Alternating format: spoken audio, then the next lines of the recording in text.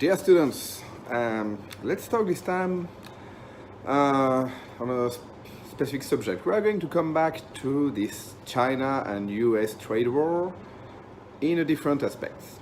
2 days ago, that means the 10th of December 2018, a former Canadian diplomat has been detained in China.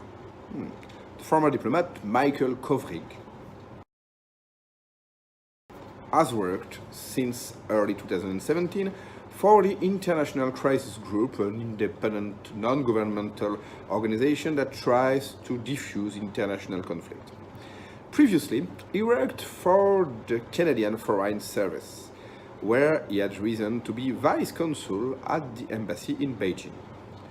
He is a well-known specialist on East Asia and Chinese foreign policy. But why has he been arrested? In fact, nobody knows exactly at that time, regarding the law, of course. Because if we dig a little bit, it seems easy to find a reason for this arrest. The detention could inflame tensions between China and Canada, which are already sparring over the arrest in Vancouver in early December of Meng Wanzhou, the chief financial officer of Huawei, a Chinese tech conglomerate. But what happened with the CFO? Actually, a top executive and daughter of the founder of the Chinese tech giant Huawei was arrested on Saturday in Canada at the request of the United States, in a move likely to escalate tensions between the two countries at a delicate moment. The arrest of Meng Wanzhou, the chief financial officer, unfolded on the same time that President Trump and President Xi Jinping of China dined together in Buenos Aires and agreed to a 90-day trade truce.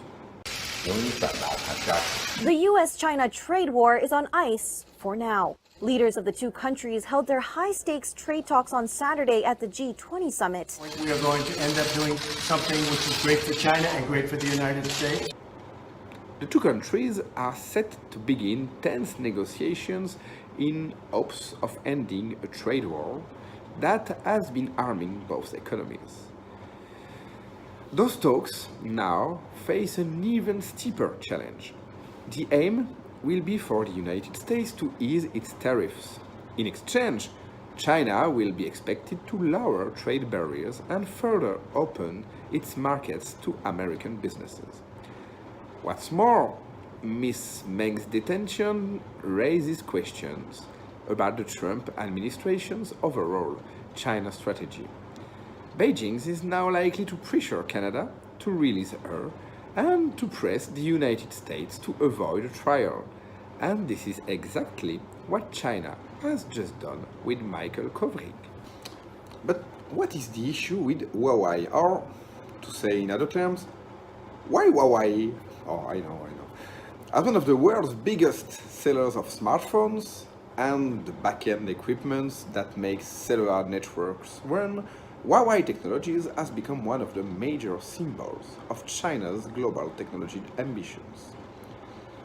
But as it continues its rise, its business with some countries has fallen under growing scrutiny from investigators in the United States. American officials are widening their investigation into whether Huawei broke American trade controls on Cuba, Iran, Sudan, and Syria, according to an administrative subpoena. In French, we can translate it by assignation à comparaître, sent to Huawei in April 2018. Huawei has not been accused of wrongdoing. As an administrative subpoena, the Treasury document does not indicate that the Chinese company is part of a criminal investigation.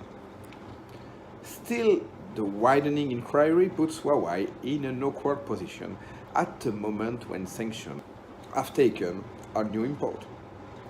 It is not clear why the Treasury Department became involved with the Huawei investigation, but its subpoena suggests Huawei might also be suspected of violating American embargoes that broadly restrict the export of American goods to countries like Iran and Syria. Huawei said in a statement that it had adhered to international conventions and all applicable laws and regulations where it operates. The company would not comment on specifics of the investigation but said it had a robust trade compliance program. Well, nothing. Huawei plays an important strategic role for China. The company is often part of Chinese overseas trade delegations and investment deals in emerging markets like South America and Africa. As a major spender on research and development, it is also a crucial part of Chinese industrial policies aimed at building up domestic technological capabilities. Remember the class number 1. The subpoena, which was sent to Huawei's Texas offices in the Dallas suburb of Plano, called for the company to describe technology and services provided to Cuba, Iran, Sudan, and Syria over the past 5 years. It also called for the identity of individuals who played a part in those transactions. The scrutiny of Huawei shows the increased importance both the United States and China are putting on the technology industry. Earlier this year, a Pentagon report distributed at the top level of the Trump administration indicated Chinese flows of investment into American startups were a new cause for concern. The American authorities have jurisdiction over the trade of companies like Huawei when those companies sell equipment made by or featuring components from American companies. If Huawei is deemed to have violated American laws, it could have its access to American electronic components cut off. Given the company's size, it is one of the 2 largest cellular phone equipment makers in the world. That could have an effect on the expansion of mobile networks around the globe.